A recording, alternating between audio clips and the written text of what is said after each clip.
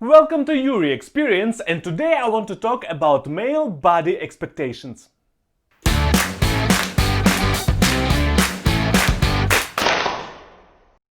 I have already talked about social expectations on this channel, and I will talk about social expectations next year on this channel too, because social expectations are everywhere and they are unavoidable. Which is why if you want to have a more relaxed life, to have less thoughts and just chill, then follow social expectations. Don't make any thoughts, just follow them and society will accept you. Society will like you, at least will not maybe love you, but it will accept you, and in that case you can lead your life however you want as long as you follow social expectations.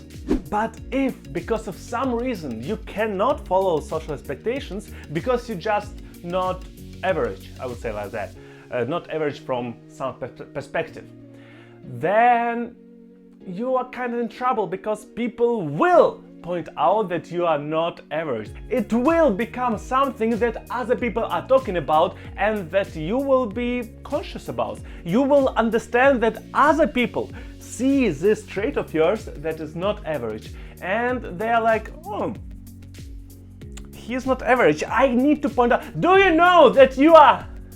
And if you have social expectations, you also have body expectations, because that is also something that you can be average or you can be not average, above average, under average, it doesn't matter. It only depends on how you define average in that particular case. In recent years, a lot of people are talking about female body expectations, how society makes people to do something, why women have to follow some trends, why women have to look in some particular way. And it is definitely true. Yes, there are some expectations that are put on to women that women kinda have to follow, don't really always, but it depends on the case. But what a lot of people forget are male body expectations, expectations that are put onto men, that men have to follow because society perceives them in some kind of way. I will not talk about that a lot, but I will give you a couple of examples. Be strong, be rough, be somehow masculine, however the word masculine is defined. Like if you are like busty man, then you are man, then you are manly man. But if you are not as big as a man, society doesn't see you as equal. So society looks down on you. Like if you are a smaller person, if you are a slimmer person, society will look on you and like, how shall I work with it? Is it even a man? Is it a man? Like, Then we have beard. If you don't have a beard, how can you be a man? Then we have short hair. How can you have longer hair if you are a man? Longer hair is so feminine. It's so inherently feminine, right? And then we also jump to personality, which is kind of connected with body. You need to be smart and look smart. You need to be able to carry responsibility. You need to be good in bed. You need to do all of that and be a good father and a good lover. Be a good every freaking thing. I don't know. It's like I kind of know so much about that it's not really. I don't feel smart when I'm talking about that, but I know for a fact that way too many people either ignore them and live according to them, which is totally fine, or ignore them and saying that they are not existing. And like, how can they not exist if every freaking time I do step left or step right, I hear, why are you doing that? Are you not a man? Not a manly man? I will talk about expectations towards men more in next year, but currently in this video I want to go into why you shall not care about that, why you shall ignore that. Reason number one, these expectations will be different for different culture. If you move around a little bit, if you move from one city to another city, the expectations can be completely different, and it is something that can be fun and can be not fun. For example, I have a preference, some specific preference towards women, towards faces, and this preference I got during me growing up. It's not something that I consciously did. It's how my surroundings worked. It's how people around me looked like. Which is why when I moved to Germany, I have a huge problem to find women attractive. Not because women here are not attractive. There are a couple of them, or a lot of them who are attractive actually. But I have a problem. They don't have Slavic faces. And that is more than you would think. And this is my cultural problem. And the same problem can have a lot of different people. And it is a preference. And has nothing to do with you. It has nothing to do with your body, with your personality and whatnot. They have specific preference because of their surroundings, because of how they're growing up. You don't need to care about that. You cannot influence that. And go on. Just go on.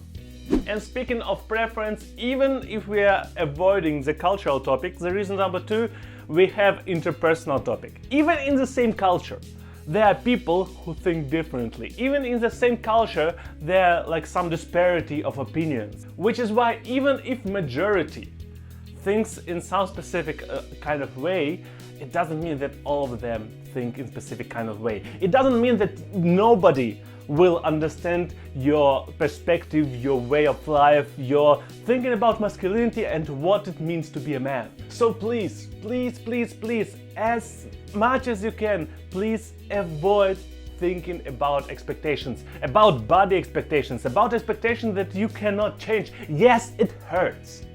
Yes, it hurts when people say to your face that you are not a man, you are a bad person because of something that you cannot change. Because of your height, because of your weight right now, because you cannot change your weight at the moment. You can change it long term in most of the cases, but you cannot change it right now. Or maybe because how your teeth are positioned, how your nose is. People will always find a reason to say that you are not average. But is it that bad? Think about it. Is it that bad not to be average? I'm not sure about that, but at the end of the day, you have your opinion to make. Just please don't let these strange opinions hurt you. In the end, I will only say, experience is king. Communication is king. The more people will speak to you, understand your way of life, maybe experience your way of life, the more people will understand that that is nothing unusual, or at least nothing that they shall point out in some critical, strange way. Talk to people, share your experience, get the experience of other people. That is the best thing you can do. And that is the best thing you can do in order to avoid pushing yourself like, why am I like that? It is okay to be like that. Because everything is normal, because nature created it that way. It doesn't matter whether you believe in conscious nature or not, biology created you. So it is okay to be you. It's totally fine. Not everybody will like you, not everybody will enjoy your presence because of different various reasons. And it is fine. You don't need to like everybody too, right? So it works both ways. If they don't care about you, why do you care about them? I hope you know where is the like button. I think you also know where is the comment section. If you have any questions or topic suggestions, write them in the topics below. If you want to watch, more videos about social topics, self-development, mind development and development of the channel, subscribe to the channel. And except for that, I see you on Thursday.